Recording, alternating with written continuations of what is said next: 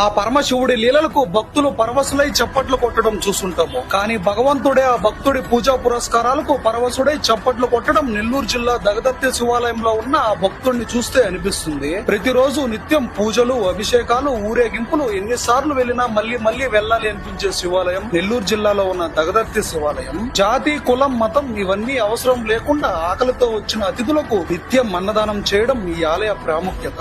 ఆదివారం అమావాస్య రోజు జరిగిన శ్రీ రుద్ర పాశుపత మహాయజ్ఞం అయితే జరిగింది. ఆ శివుడే తాండవం చేస్తున్నట్టు అనిపించింది. ఆలయంలో ఒక శివాలయమే కాకుండా అన్ని ఆలయాలు, వెంకటేశ్వర స్వామి ఆలయం, ఇంకా వివిధ రకాల ఆలయాలు ఉండడం ఈ ఆలయ ప్రాముఖ్యత.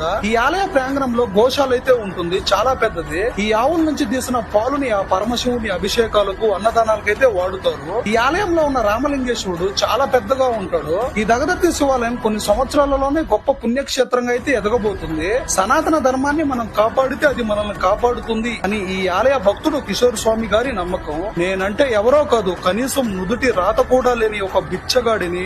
నేనుండగా చావు రాదు, అది వచ్చినప్పుడు నేనుండను. అలాంటి చావుకే భయపడను.